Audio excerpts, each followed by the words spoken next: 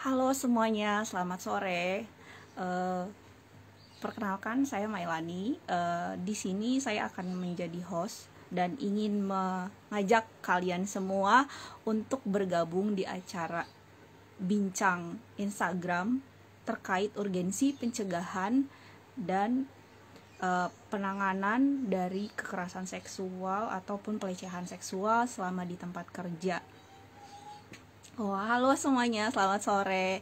Nah, di acara Bincang IG ini, kita formatnya sangat santai. Nanti akan ada survivor dari Akara Perempuan yang akan bercerita dan juga eh, ada pembicara juga dari mahasiswa magang klinik hukum anak dan perempuan. Kemudian juga akan ditutup oleh uh, Ibu Mbak Iva, maaf ya, Mbak Iva. Beliau adalah salah satu dosen pembimbing di Klinik Hukum Acara Perempuan dan Anak. Kalau begitu, halo sore semuanya. Kalau begitu, saya akan langsung mulai saja dengan mengundang moderator untuk acara bincang hari ini, yaitu Adelwin. Adelwin adalah mahasiswa semester akhir.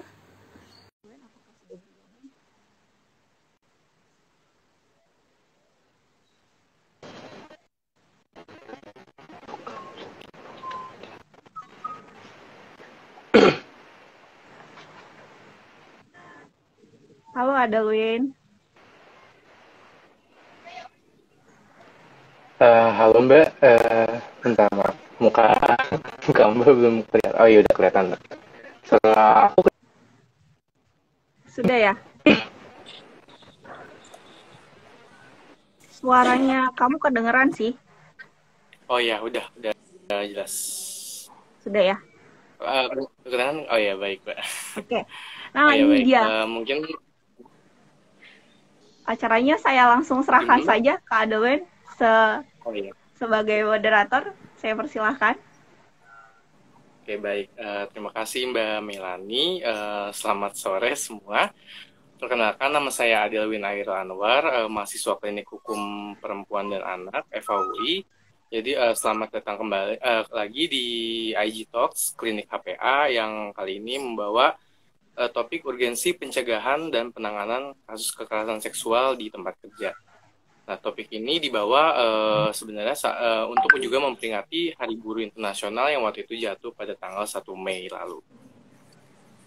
Nah, yang seperti kita ketahui bahwa kekerasan seksual itu merupakan salah satu tindakan yang melanggar hak atas tubuh seseorang.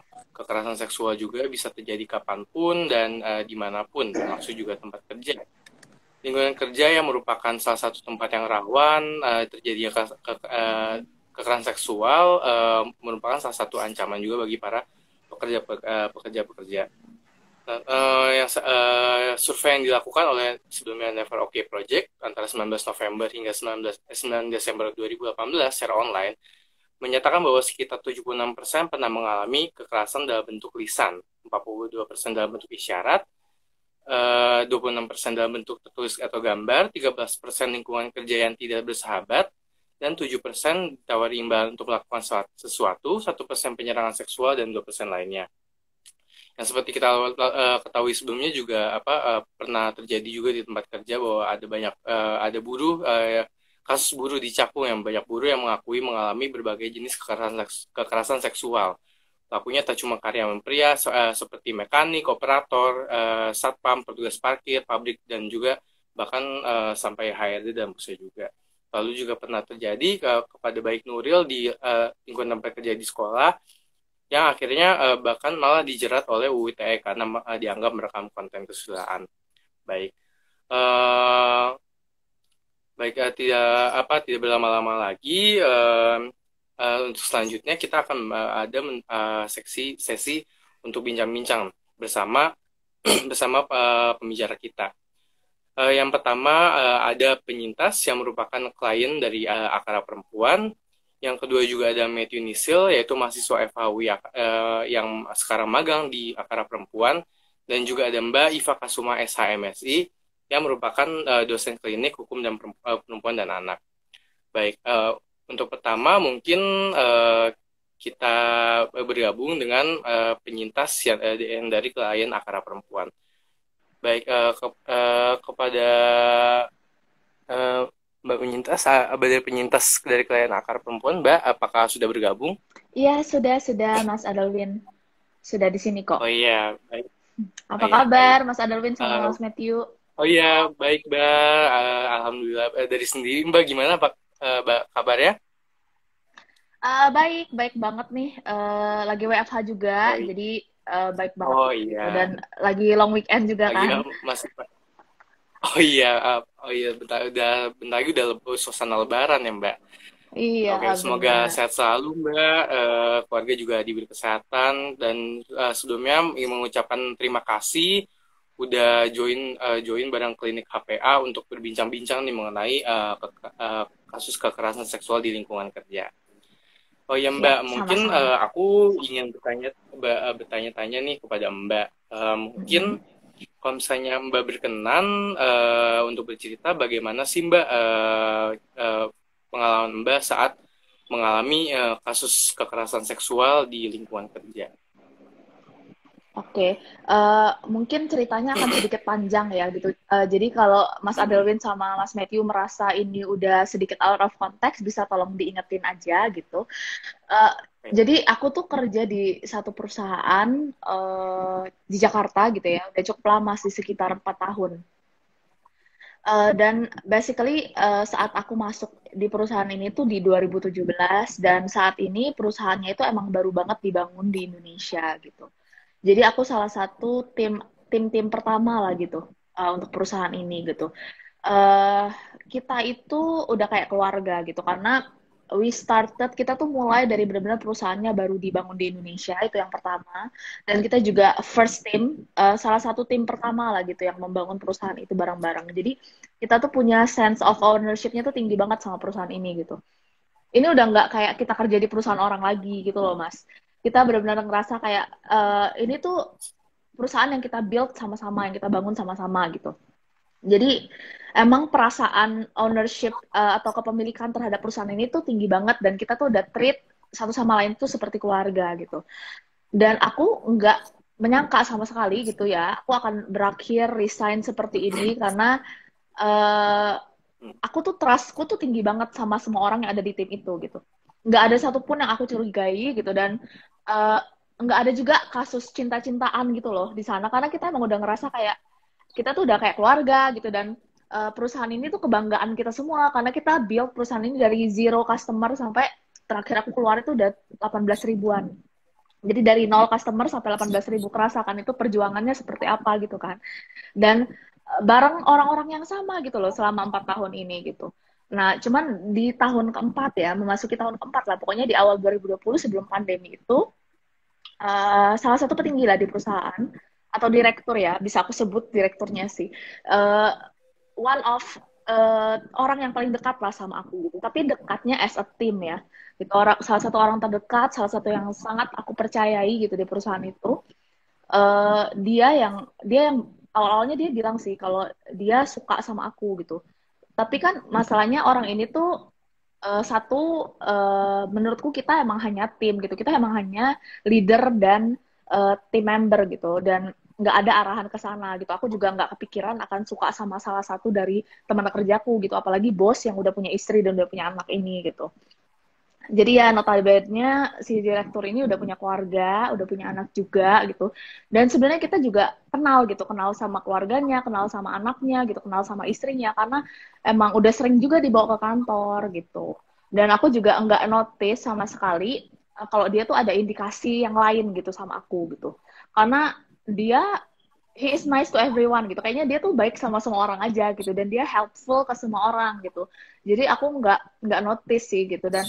Dan aku sendiri tuh orang yang jarang pacaran gitu, jarang ada di sebuah hubungan gitu. Jadi mungkin aku kurang peka ya ngelihat ciri-ciri cowok tuh kalau punya maksud lain sama cewek itu seperti apa, itu aku nggak ngeh gitu. Apalagi di kondisi aku yang udah kerja 4 tahun di sini dengan level of trust yang udah tinggi banget gitu, jadi nggak kepikiran lah gitu akan terjadi hal seperti ini gitu. Nah, kalau teman-teman di rumah nanya, pelecehan seperti apa sih yang dia lakukan gitu, yang pelaku ini lakukan? Pertama-tama dia memaksakan gitu ya, memaksakan aku untuk menyukai dia juga gitu. Karena aku udah bilang sih dari awal pas dia bilang dia suka sama aku bilang sama dia, aku nggak suka sama kamu gitu, I don't like you gitu. Ini bukan tentang statusmu gitu. Lu mau duda, mau apa kek, mau single, mau sudah pernah menikah atau belum pernah menikah pun, uh, aku nggak suka aja sama kamu gitu. So dia tahu gitu loh mas. Maksudnya aku tuh nggak suka sama dia bukan karena dia udah punya istri aja, tapi karena aku emang nggak suka aja gitu. Dan for me, he's just a leader gitu, nggak lebih gitu. Jadi itu sebenarnya udah aku mention dari awal banget gitu. Terus dia bilang oke, dan gue akan coba melupakan, dia bilang kayak gitu. Oke, setelah itu semuanya berjalan biasa aja gitu sampai Maret ya. Maret itu kan udah mulai WFH tuh, jadi jarang ketemu kan, paling itu ke kantor sebulan cuma 2 kali atau 3 kali gitu, nggak sering-sering lah kita ketemu. Di situ pun aku merasa lega karena oh, intensitas ketemunya jadi jarang gitu, intensitas berkomunikasi juga jadi jarang, ngobrol pun cuma di grup gitu, karena aku mulai ngeblok dia tuh di WhatsApp pribadi karena dia selalu ganggu gitu. Apa ya, menunjukkan kegalauannya lah gitu, dan nyariin terus di mana gitu, terus minta ketemuan terus, dan aku ngerasa kayak oh ini udah nggak bener nih, jadi aku mulai ngeblok dia di WhatsApp pribadi, di Instagram pribadi, pokoknya di semua sosial media pribadi, bahkan di LinkedIn pun aku blok gitu. Dan aku bilang, oke, kalau hubungan kita profesional aja gitu, kalau emang mau ngobrol atau berdiskusi tentang pekerjaan, dan kita bisa lakukan melalui WhatsApp group gitu. Nah, intinya dari situ datang teror-teror gitu. Misalnya dari iMessage, ya dia menggunakan email-email yang berbeda untuk reach aku. Dia terus iMessage-ku aku blok, dia pakai email yang lain juga buat meng-email aku. Terus ada Slack perusahaan, dia ini juga neror aku melalui Slack perusahaan gitu. Setelah itu sih next step-nya itu teror dia itu berupa, misalnya aku ngomong di grup keluarga, aku pengen beli baju ini nih, atau aku pengen beli buku ini nih, buku dan baju itu tuh tiba-tiba udah nyampe di kosanku besoknya gitu. Dan karena lu tahu dari mana gue mau beli baju ini gitu, terus dia selalu bilang, selalu ngeles gitu loh, kayak nggak tahu, gue pengen aja beliin itu, nggak tahu iklannya muncul aja di Tokopedia gue. Intinya apa ya, I think pada saat itu aku juga losing my mind gitu loh, kayak kehilangan kewarasan karena aku juga di kondisi yang tertekan, terus ngerasa apa ya, ngerasa direndahkan gitu, ngerasa aduh kok bisa jadi gue ya targetnya gitu, kenapa nggak orang lain gitu, apa gue salah bersikap ya, apa gue over friendly ya selama ini gitu, apa emang gue centil ya, gue sampai krisis identitas gitu loh, kayak ngerasa apa ini salah gue ya gitu. Jadi kacau aja gitu, dan nggak bisa menilai kejadian itu dengan objektif gitu. Aku nggak ngeh nih dia tuh ngehack WhatsAppku, itu nggak ngeh, belum ngeh, tapi kok dia nih bisa tahu every single detail yang gue mau beli gitu. Bahkan baju perempuan kan biasanya cowok nggak ngerti ya gitu, apalagi mereknya gitu, kenapa bisa persis banget warnanya yang ini, modelnya yang ini, dari brand ini, itu dia tahu aku mau beli itu gitu. Dan setiap kali aku nanya, mas, lu tahu dari mana gitu, lu ngehack WhatsApp gue ya, dia selalu ngeles dengan alibi-alibi dia gitu, dan bodohnya saat itu aku masih percaya gitu, karena emang mungkin makanya kayak kalau kita udah di kondisi itu tuh sulit dijelaskan gitu, Mas Matthew sama Mas Adelwin, kayak apa ya, beda lah gitu kalau di kondisi sekarang ya, kalau aku mengalami ini lagi mungkin aku udah tahu gitu, udah tahu oh ini mah ala-ala dia aja gitu, ini mah dia masih lagi iniin gue aja, manipulasi gue gitu. Tapi di saat itu emang nggak kepikiran gitu, dan di saat itu karena ini adalah pengalaman pertamaku diginiin sama cowok, apalagi suami orang dan bos pula gitu. Jadi aku bener-bener apa ya, losing my mind lah gitu, dan nggak punya akal sehat lagi gitu, dan bingung juga harus ngapain gitu. Nah, selain mengirimkan barang-barang itu, ketika dia ngirimin barang-barang itu aja tuh dia udah nge-hack WhatsAppku gitu. Dia udah tahu informasi tentang keluargaku, dia udah nge-save nomor-nomor keluargaku, teman-teman deketku gitu. Udah tahu barang apa aja yang aku mau beli. Jadi dia mempelajari aku dari situ gitu. Setelah itu dia sering ngancem-ngancem bunuh diri gitu. Misalnya kalau nggak mau makan barang dia mau bunuh diri. Tapi aku benar-benar nggak pernah apa ya, nggak pernah mengiyakan untuk makan bareng atau jalan bareng sama dia, mau dia ngancem bunuh diri sesering apapun gitu. Cuman jujur aku cukup terbawa ya pada saat itu. Maksudnya aku cukup stres, nangis-nangis, histeris lah gitu intinya. Minta tolong gitu, jangan sampai dia bunuh diri. Karena pada saat itu aku emang nggak tahu itu tuh hanya gaslighting doang gitu. Nggak tahu itu emang hanya ancaman doang gitu. Aku pikir emang dia akan bunuh diri gitu, bodohnya gitu ya.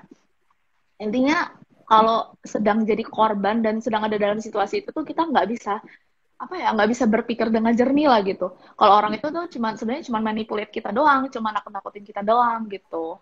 Aku emang mikirnya, oh dia emang beneran mau suicide gitu. Kalau dia suicide terus apa? Ini karena gue harus gimana gitu menjalani hidup gue seterusnya, itu sih yang gue takutin gitu Mas. Jadi saat itu gue cukup stres sih dengan ancaman-ancaman dia itu gitu. Dan dia sering apa ya? Dia tuh nge-update WhatsApp status dia lagi apa? Ini loh, motong nadinya gitu. Tapi di private gitu. Jadi hanya aku doang yang bisa lihat gitu. Kadang apa ada dia, tapi ada satu anak magangku bisa lihat gitu. Dan dia tahu nih, dia udah tahu flow-nya. Oh, anak magangku ini deket sama aku. Kalau dia lihat, dia akan ngabarin ke aku gitu. Jadi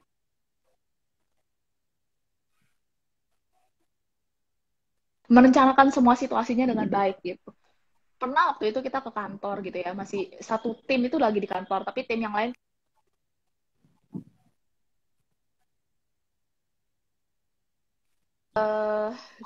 ke tempat duduk aku, karena dia tuh duduknya di sebelah aku. Dia ke tempat duduk dia yang ada di sebelah aku, ngubek-ngubek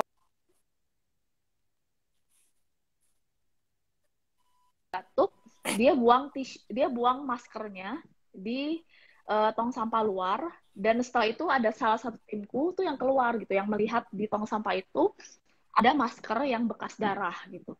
Nah, temanku ini langsung lari ke dalam, manggil aku, Mbak, ini tuh kayaknya ini tuh maskernya si dia deh. Kayaknya dia muntah darah deh gitu. Pas kita lihat, ternyata pas maskernya udah mengering, itu tuh cuma tinta gitu. Jadi permainan-permainan mental yang kayak gitu loh, yang bikin aku yang belum pernah ada di situasi seperti ini tuh kacau banget saat itu gitu. Jadi benar-benar pura-pura muntah darah lah, pura-pura pingsan pernah gitu, pura-pura bunuh diri pernah gitu. Ya kalau aku dengar dari cerita orang lain ya, seandainya orang lain yang sedang mengalami hal seperti ini, aku bisa dengan mudah bilang gitu, kok lu percaya sih sama hal kayak gitu gitu. Itu kan udah jelas banget itu cuman permainan dia doang gitu. Kok lu naif banget sih gitu. Tapi believe me guys gitu, once you are in that situation, lu nggak akan bisa berpikir dengan sejernih itu gitu. Kayak udah di kayak gimana ya? Pas udah di situasi itu tuh pikiran kita tuh kacau aja gitu, dan nggak bisa lihat lagi gitu mana yang benar, mana yang enggak, mana yang dimanipulit, mana yang real gitu. Itu sih. Oh iya, Dan Mbak. Oh iya, mungkin apa yang dari terima kasih juga Mbak atas ceritanya.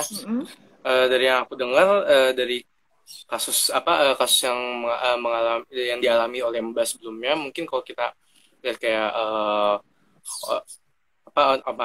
orang-orang terdekat kita yang melakukan, terus juga akhirnya mereka sendiri juga akhirnya kita nggak bisa lagi juga percaya sama orang itu padahal udah deket. Terus juga orang-orang itu akhirnya memakai tadi seperti yang bilang permainan mental, permainan mental dan lainnya cukup sedih sih karena orang terdekat kita yang harus kita percaya jadi seperti itu.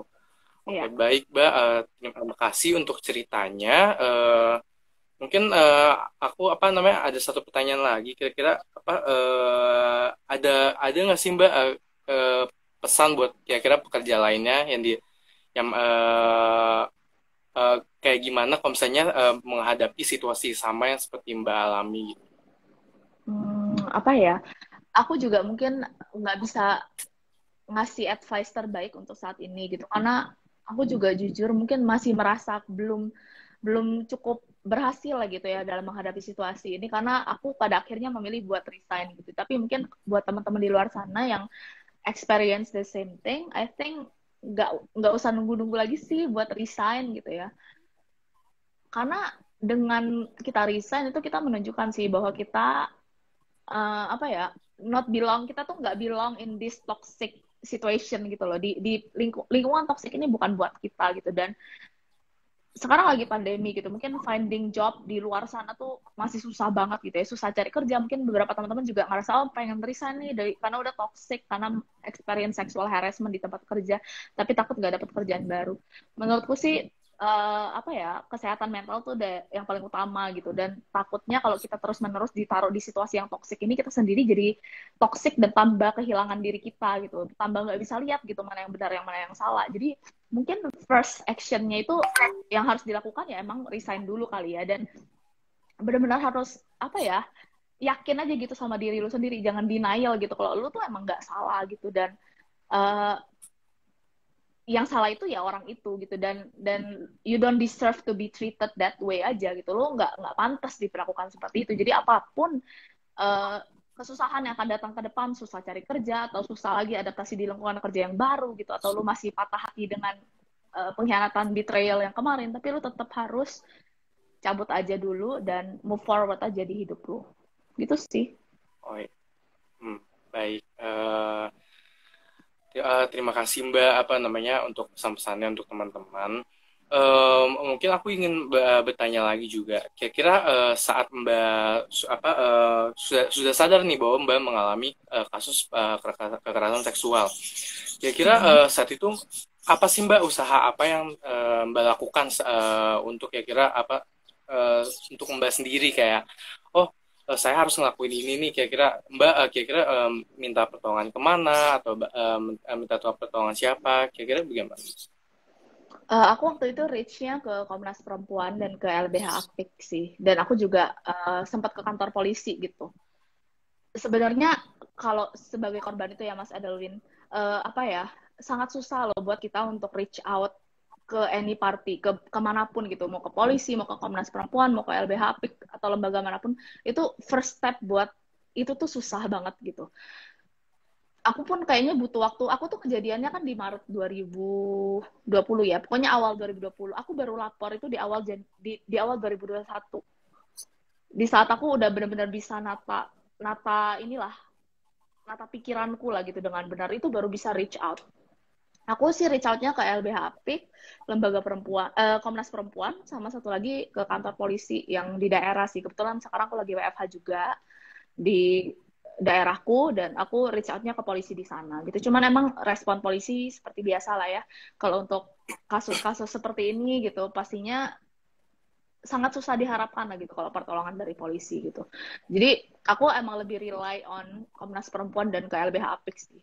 Komnas Perempuan sih yang sejauh ini udah reach out ke aku gitu. Dan sekedar untuk self healing dan berbagi lah gitu, karena mungkin orang di luar sana yang belum pernah mengalami ini agak susah gitu mengerti kondisinya gitu. Itu sih. Jadi penting banget teman-teman yang di luar sana yang experience the same thing, reach out aja ke Komnas Perempuan atau ke LBH Apik. Belum tahu ya solusinya apa gitu, tapi yang seenggaknya kita tuh punya teman buat sharing lah gitu. Oke, mungkin kita sama-sama berharap sih Mbak, buat orang-orang sana yang mungkin mengalami hal yang sama, cepat-cepat untuk mencari bantuan profesional supaya mungkin masalah-masalahnya cepat teratasi gitu. Baik. Iya, betul. Oh ya Mbak, kayaknya ada pertanyaan nih dari Instagram username mau dimakan. Mbak izin tanya, kira-kira gimana sih situasi dan perasaan Mbak setelah Mbak resign dari perusahaan tersebut?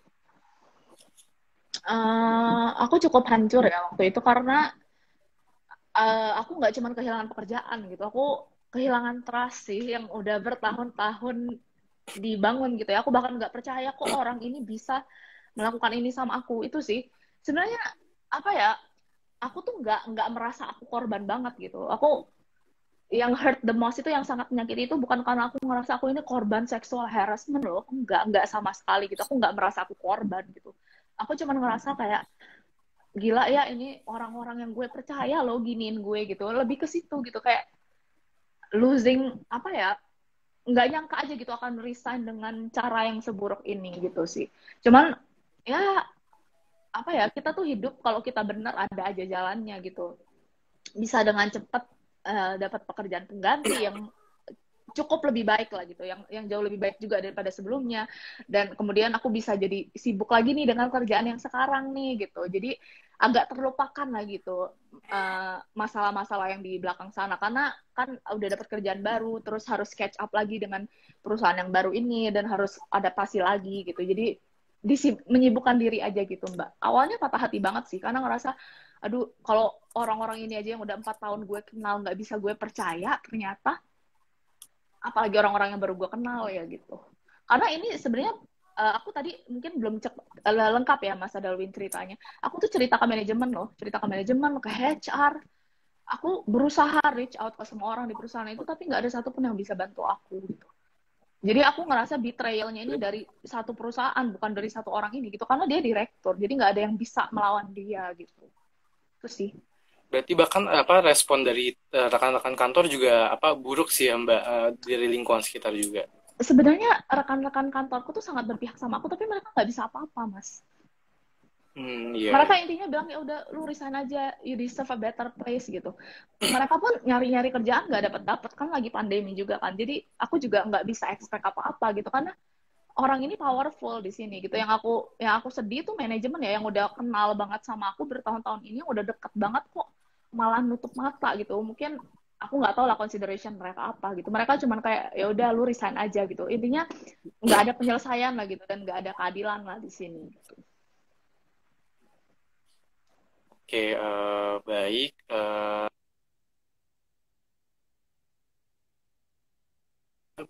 Pengalamannya yang pernah terjadi. Walaupun pengalaman tersebut sebenarnya ya nggak mengenakan juga untuk.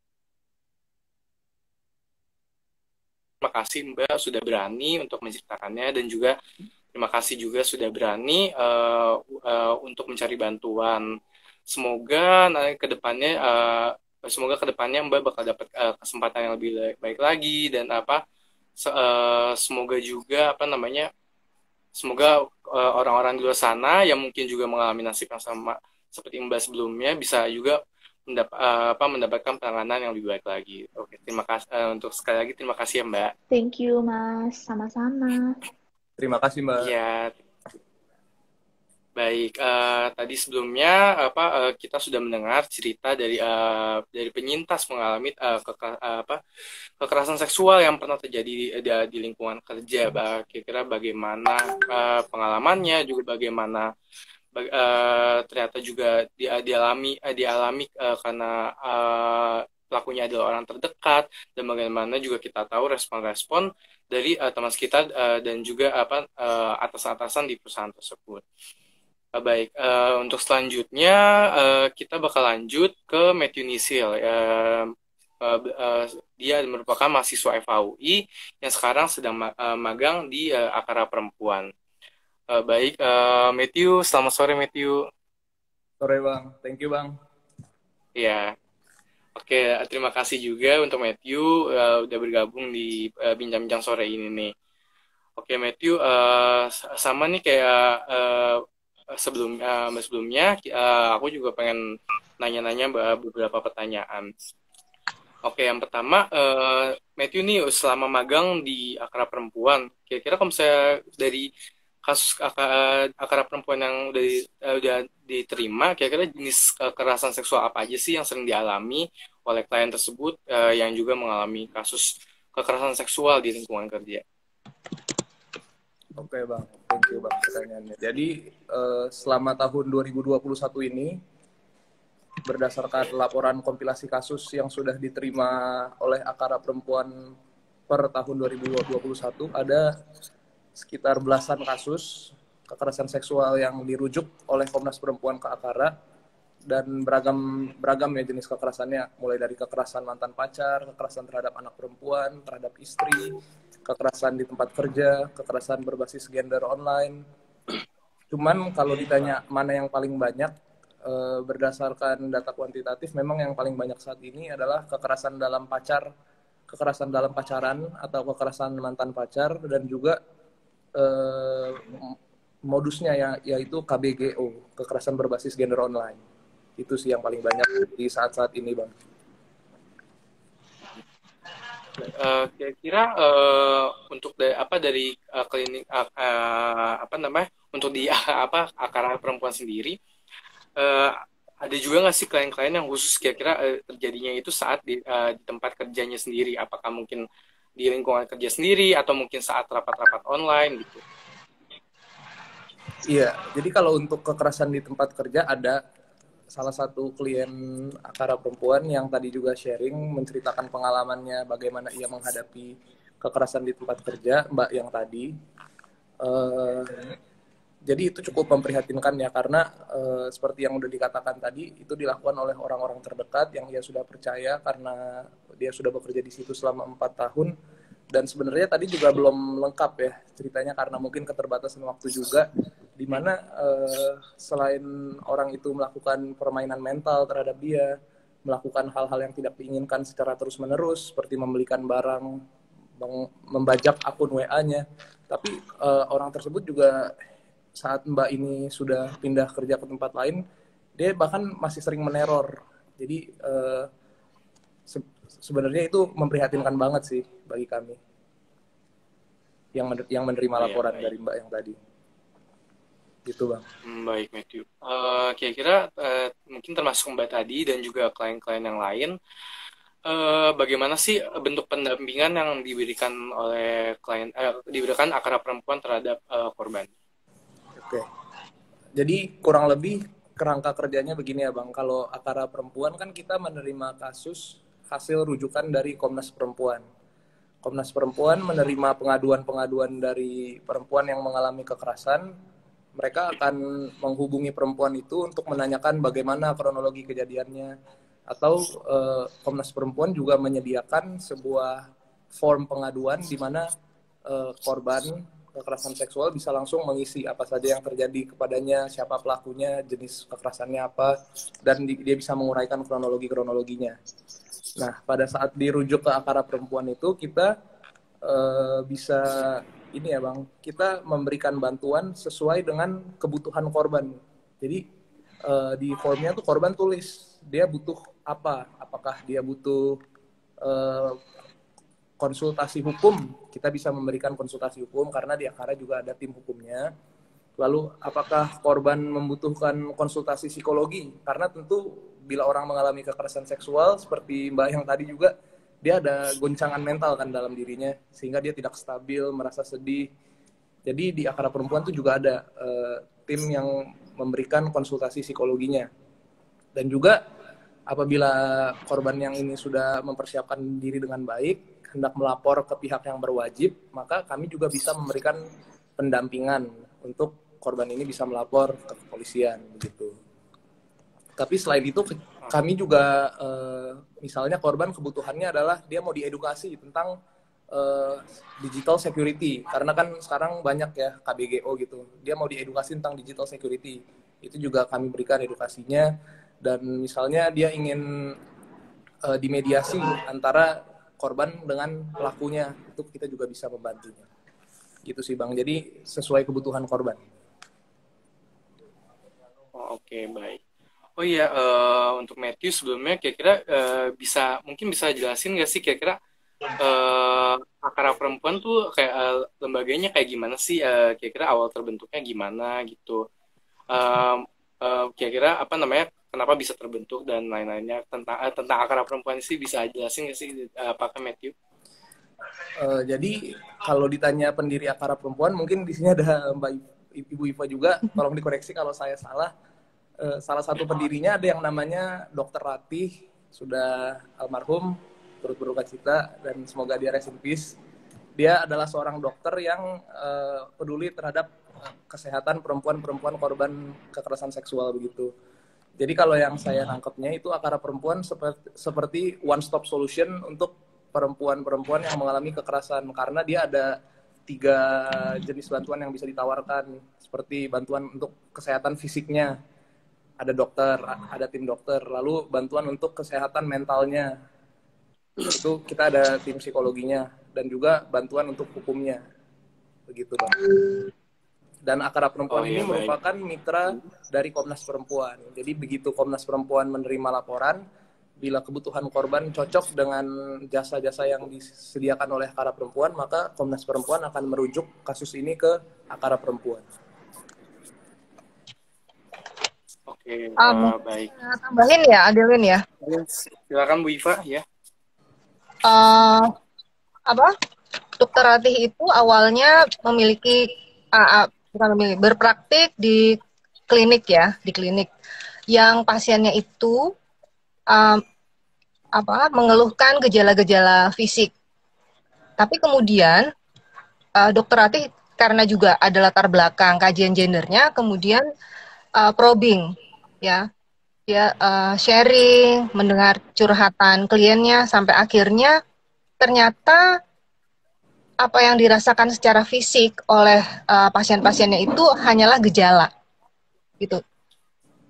Lebih dalam dan lebih parah dari itu, mayoritas mengalami trauma-trauma psikis, sehingga kemudian berpengaruh kepada fisiknya, seperti itu.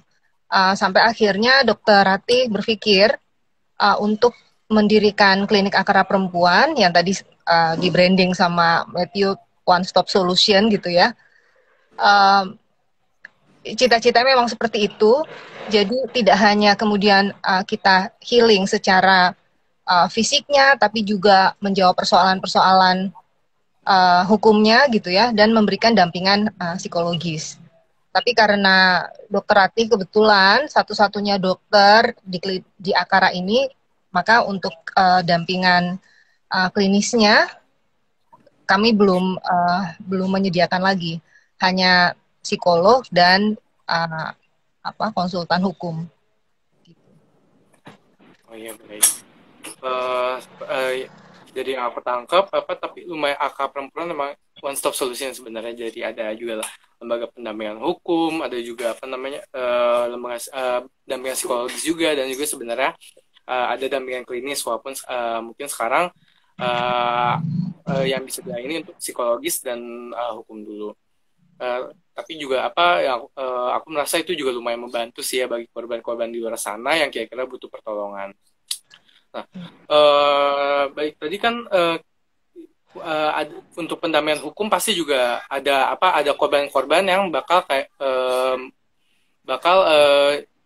merasa ingin langsung membawa kasusnya itu ke kepolisian. Nah, kira-kira pas dibawa ke kepolisian itu apa sih respon dari kepolisian?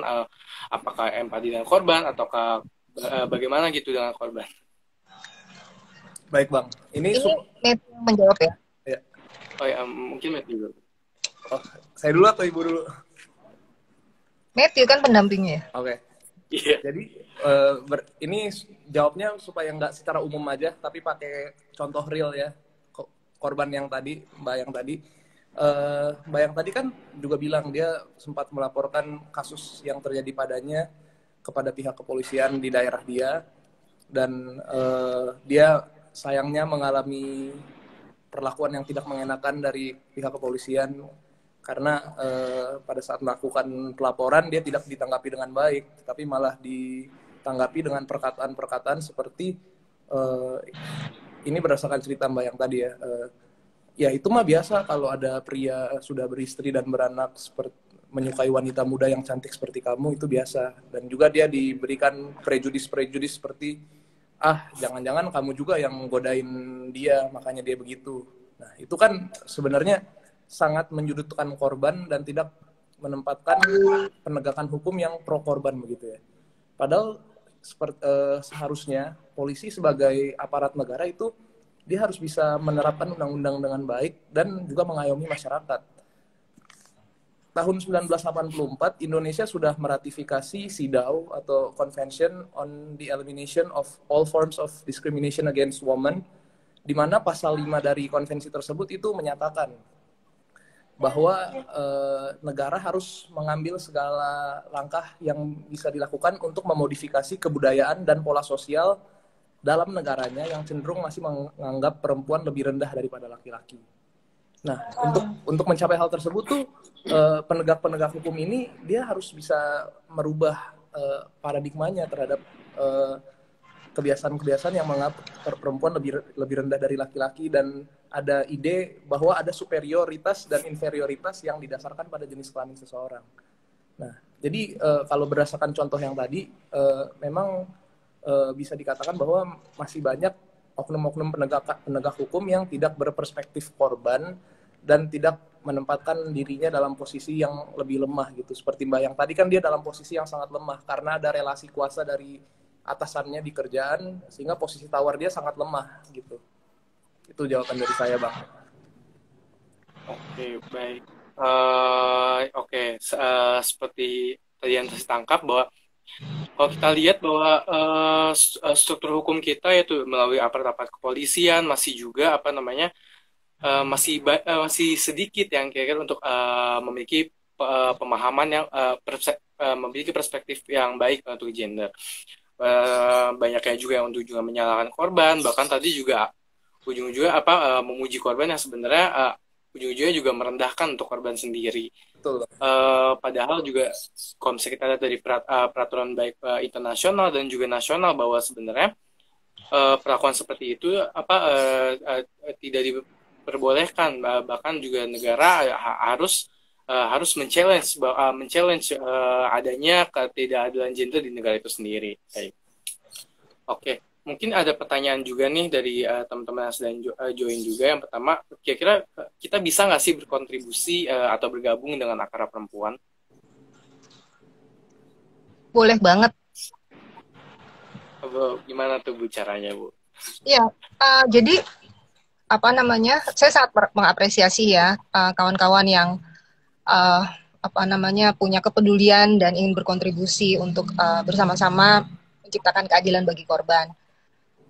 Kami ada 2 divisi ya. Syukur-syukur nanti kalau misalnya ada mahasiswa kedokteran juga gitu ya. Jadi nanti bisa mulai lagi menata layanan medis untuk korban. Kalau selama ini yang kami miliki itu untuk konsultasi psikologi dan konsultasi hukum. Jadi hubungi saja Akara Perempuan. Ini juga ada kok di Instagramnya. Tapi ntar dulu. Sorry, Instagramnya itu yang punya itu yang bisa akses almarhum Dr. Ratih ya. Kami belum update lagi. Tapi nanti kami share ya kontak person untuk Akara Perempuan yang bisa dihubungin oleh teman-teman. Sebelumnya terima kasih banget dan kami sangat mengapresiasi. Baik. Mungkin untuk teman-teman yang sedang join mungkin mungkin ada ketertarikan terhadap isu-isu gender, khususnya juga kasus kekerasan terhadap perempuan, dengan Akara Perempuan dengan step-step yang tadi jelasin oleh Mbak Iva tadi. Oke, baik.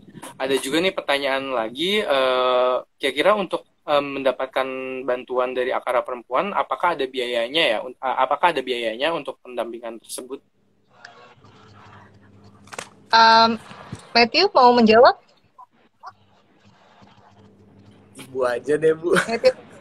Oke ya, gini.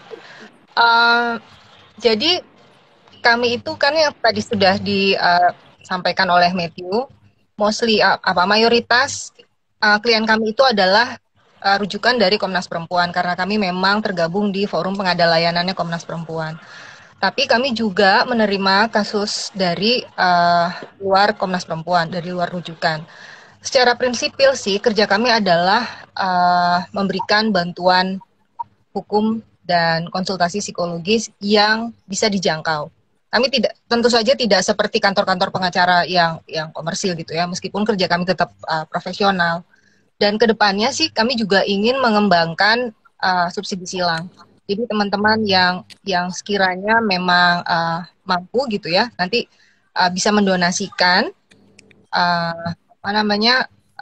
mendonasikan biaya pendampingan itu tidak untuk lembaga secara komersil, tapi juga untuk kemudian mensubsidi korban-korban lainnya.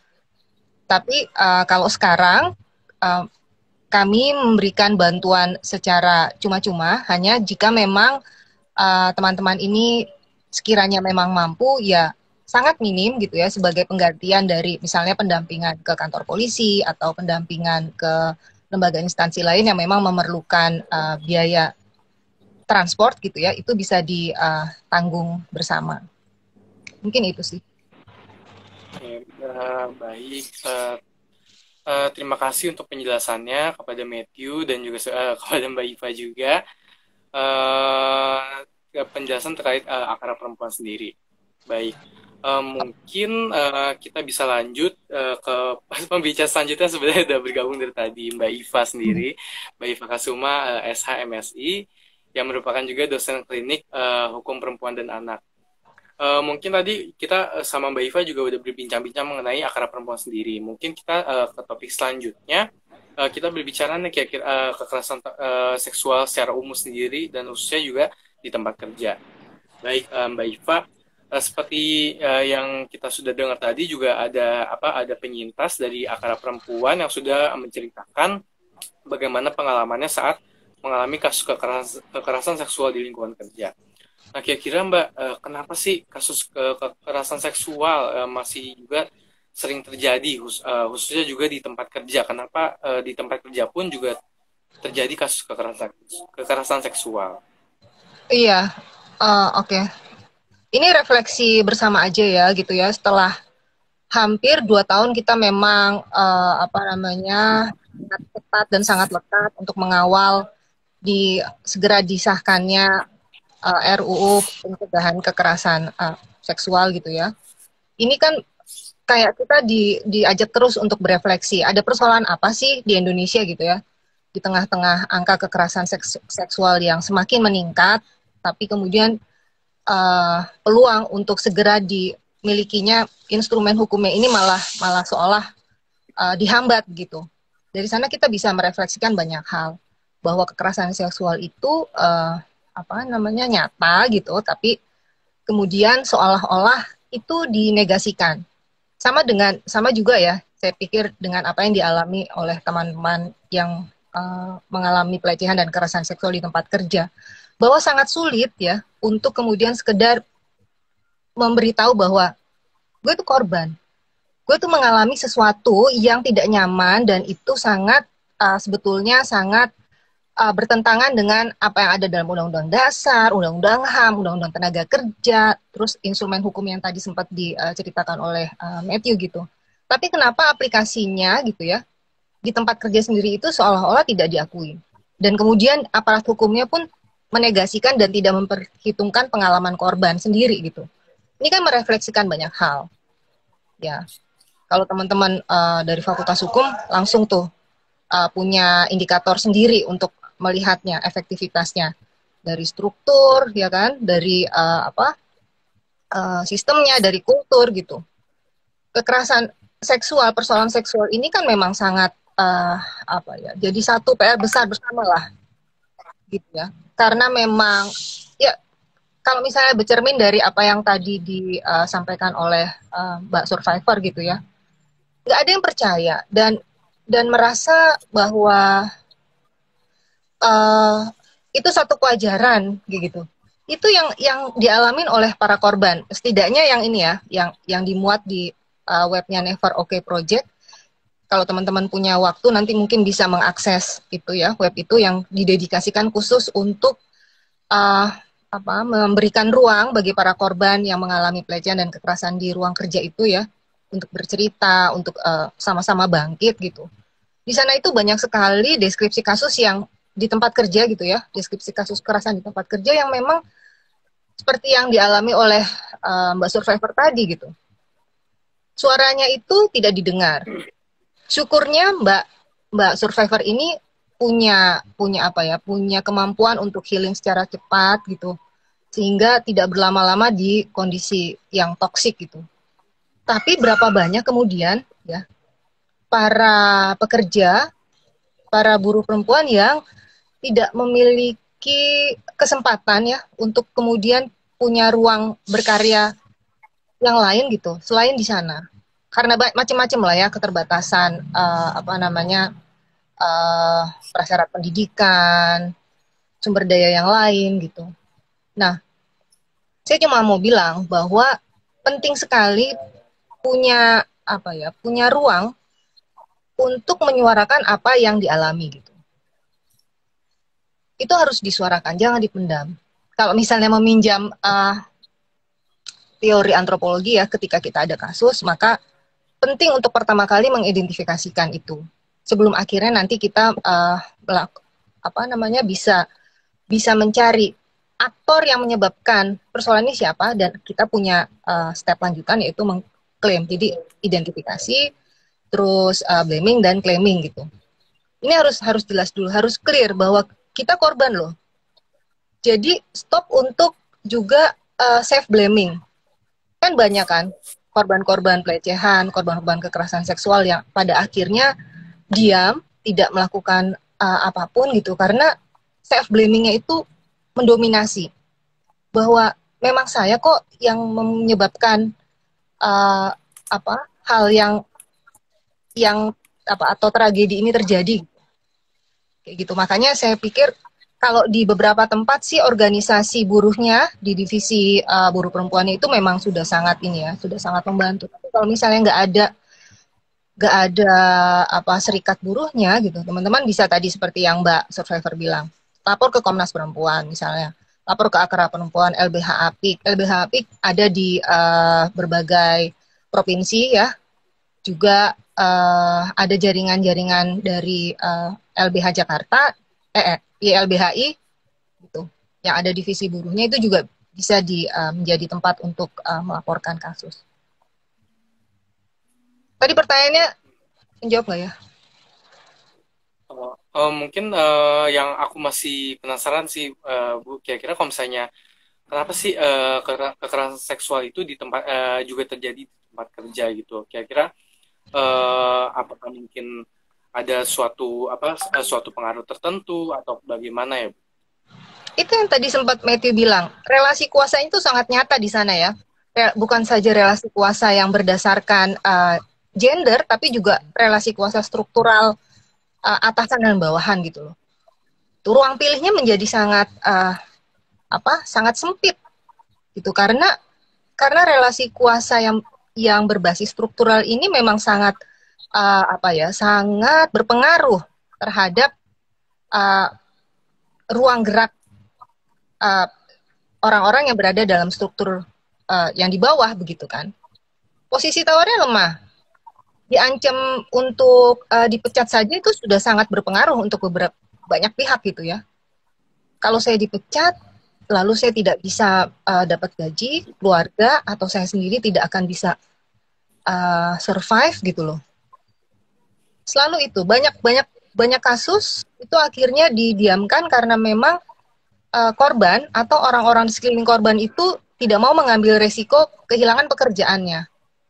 Makanya saya sangat apresiasi sekali ya, Mbak Survivor itu punya keberanian untuk kemudian mengakhiri toxic working place-nya itu. Meskipun tidak banyak juga yang seberuntung Mbak Survivor gitu, tapi paling enggak punya keberanian aja itu sudah sangat perlu diapresiasi sih. Oke, baik. Kira-kira Mbak, seperti yang kita tahu, kira-kira yang tadi aku tangkap juga bahwa hukum di Indonesia itu mungkin masih belum kurang melindungi pekerja di Indonesia, khususnya terkait kasus kekerasan seksual. Nah, kira-kira ada nggak sih Mbak peraturan-peraturan spesifik yang terkait KS di tempat kerja, dan kira-kira bagaimana tempat kerja itu sendiri melakukan upaya-upaya untuk melindungi pekerja-pekerja tersebut dari kasus kekerasan seksual?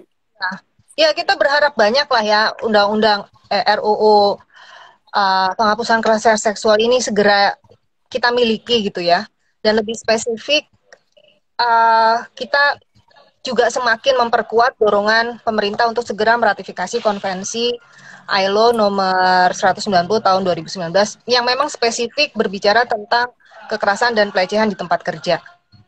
Jadi di tengah-tengah negara Asia Tenggara yang belum ratifikasi itu cuman kita, Brunei, dan Myanmar gitu. Jadi ya perlu didorong lah rekan-rekan mahasiswa mungkin perlu memperkuat barisan dan segera mengambil porsi untuk mendorong pemerintah segera meratifikasi misalnya, atau segera membuat skripsi soal itu. Banyak cara lah kalau mahasiswa ya, bisa secara akademis, membuat tulisan, bergerak bersama gitu ya, mengadvokasi rekan-rekan buruh untuk penyelesaian kasusnya, bergabung di lembaga-lembaga pengada layanan untuk korban.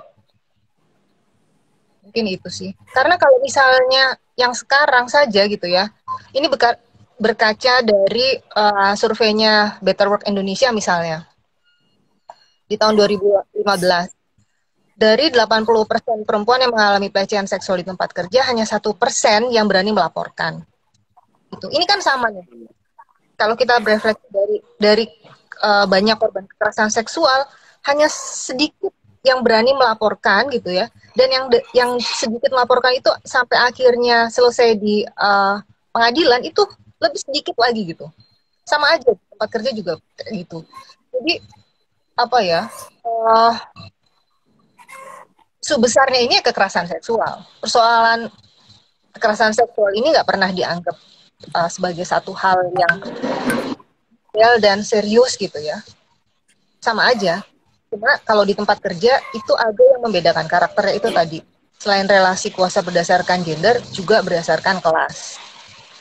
Kelas majikan pekerja gitu. Baik, Mbak. Terima kasih juga atas penjelasannya. Tadi juga sebenarnya juga banyak juga pertanyaan-pertanyaan dari aku yang akhirnya juga kejawab oleh Mbak Iva. Oke, terima kasih sekali lagi kepada Mbak Iva yang udah join ke bincang-bincang kita sore ini.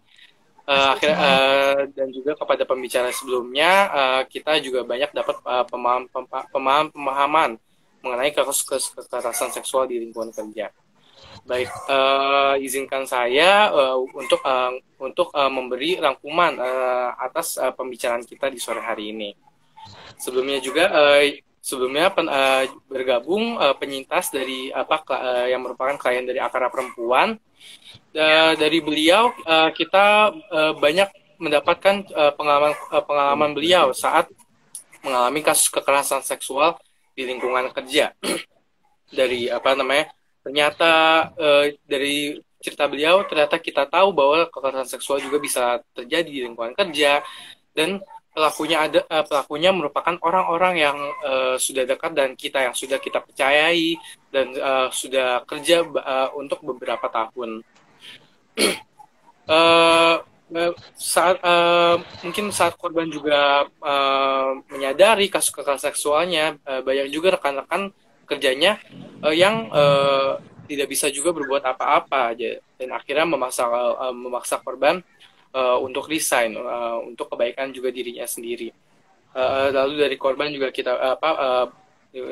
korban berpesan bahwa agar tidak menyalahkan diri sendiri, agar cepat-cepat untuk mencari bantuan profesional yang dibutuhkan supaya dirinya tidak terjerumus lebih ke dalam lagi. Lalu kita juga ada ada juga Matthew yang merupakan mahasiswa klinik HPA yang sedang magang di Akara Perempuan. Bahwa dari Matthew kita ketahui bahwa ada beberapa jenis kekerasan seksual yang diterima oleh klien Akara Perempuan, baik misalkan kekerasan dalam pacaran, KBGO dan lainnya. Dan juga salah satunya mungkin tadi kasus yang ditangani Akara Perempuan adalah kasus yang sebelumnya pembicara yang ditangani juga.